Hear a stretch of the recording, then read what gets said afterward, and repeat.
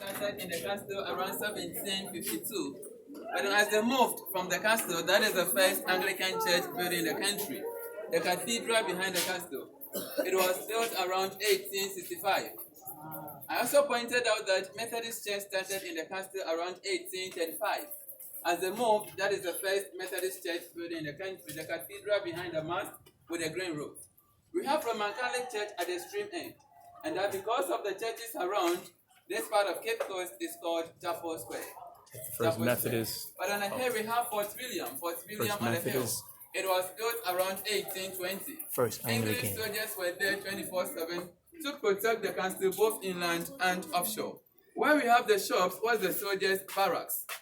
English soldiers were here 24/7 to protect the castle. Prisons in the country started from here after the abolition of the trade. Let's visit Maclean's Hall and then proceed to the governor's residence. Palava Hall. Now, palava is a Portuguese word. It means to bargain or to negotiate, to talk. And so, as the captives were, George Maclean's Hall, Captain George Maclean's Hall. Let me re-echo that George Maclean established the first court of justice in the country around 1843. That was a decade after the abolition of the trade. So the formal judicial service in the country started in this hall. Original design, the materials have been changed. Quickly, let's proceed to the governor's hall and bedroom.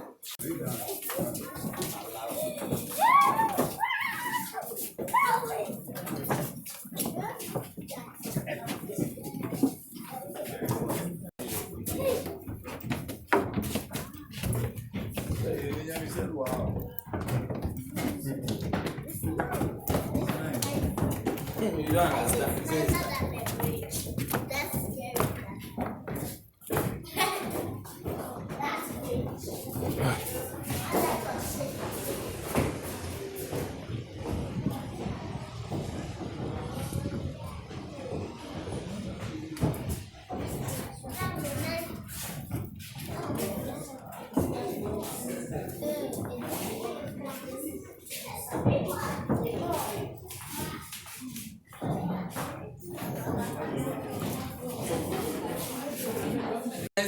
Living room. Wow. Governor's living room.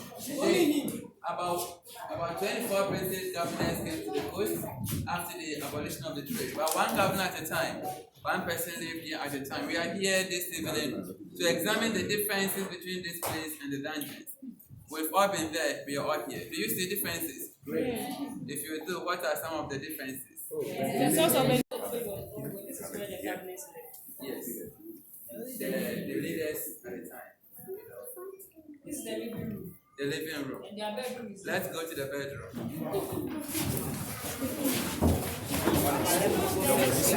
Going on in the bed.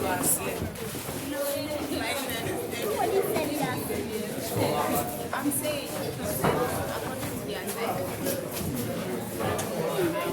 Step up, y'all. Oh, this is the bedroom. This is not even the bedroom. This is the room before the bedroom. Governor's bedroom many years ago. One governor lived here at a time. Look at the differences between this place and the dungeons. Think about it. You might have heard so much as far as the subject matter is concerned. You might have read a lot of literature. You might have watched a lot of serious documentaries, movies. You might have even specialized in history. But having gone through the dungeons, having come here, let's reflect on the subject matter once again. Governor's bedroom. Let's move to the governor's reception area.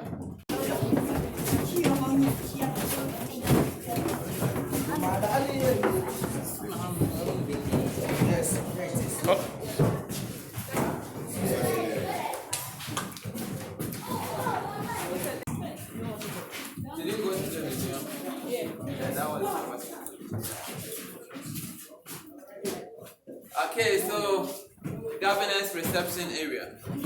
They used to entertain themselves right here. They used to take their snacks here. Look at the space. Look at the number of windows here. Compare the situation here with the situation down there. Think about it. Let's conclude at the first English test. They're going to death, please.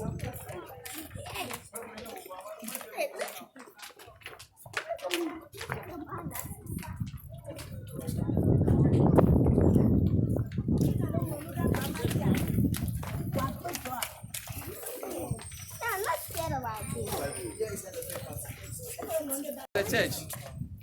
Church of England, we changed name to Anglican Church. The Anglican Church is now Children's Library.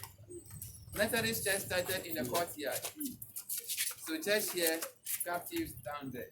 The male dungeon is right beneath us. Right. Any questions, comments, observations? George McLean promotes African traditions. African traditions. Okay, so it's only when they came that's when Christianity essentially was brought to Africa. All right. Further questions, comments, observations, input, lessons. Right, before we depart, let me draw your attention to the fact that though slave trade was abolished in these dungeons in 1833, yet slavery is ongoing in so many forms. To the extent that today there are so many people in slavery than in the past. In that we can still talk of child labor. We can talk of child trafficking, child prostitution, institutional racism, how some people maltreat their maid servants, their workers, their wives, their husbands, very terrible. Today, in some organizations, some employees work for 2 years, 3 years without any allowance, without any salary. This is happening right here in this country. It is happening in other parts of the world. We can talk of mental slavery or psychological slavery, political slavery, religious slavery, economic slavery. Look at what is happening in Libya, for example. It is very terrible. But going forward, I have always advocated that as individuals, wherever we find ourselves, regardless of our race, regardless of our skin color, regardless of our religious affiliation, regardless of our political affiliation, let us see ourselves as one people created by the same creator, no matter what. So far as we are human beings, somebody will serve the other. But somebody serving you doesn't mean that you should treat the person as a slave. Let's respect one another. Treat each other with fairness and equality, justice. Let's do unto others whatever we would want others to do unto us. Whatever resources, whatever talents, whatever potentials that God has given to each of us, let's value it and be self-reliant. Let us be transformed by the renewal of our minds. Because until we change the way we think, some of us will forever be in chains as slaves. Until we change the way we think, some of us will forever enslave others. Let's educate ourselves. Having gone through the dungeons doesn't mean that we should begin to hate one another. The truism is that hating one another wouldn't solve the problem. Shifting blames on others wouldn't solve the problem. Rather, let's come together and fight against slavery in our society. Let's all join hands and campaign against slavery in our society, because together we stand, divided we fall. The impact of one, there can be a change. Therefore, as individuals in our own small way, let it go out there to be the agent of change that we want to see within our immediate environment.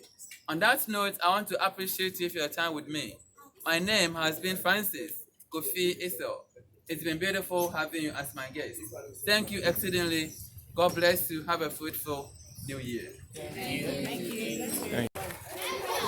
Hold on, Kev. Hey, Kev, I'm gonna get a little bit of this.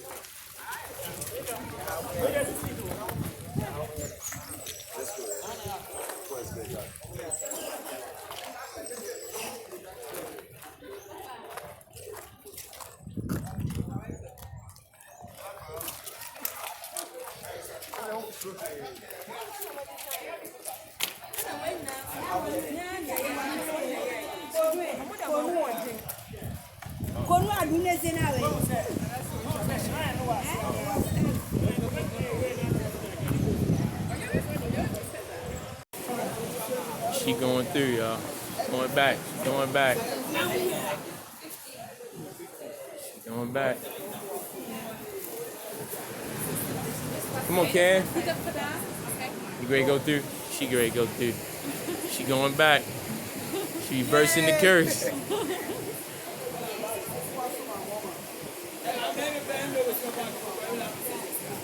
What you want me to film it? No, you can just take a photo. Take a, oh, she ain't going through. Go ahead. Oh, just take a shot? Would you go and film it and just send it to me? But hold on.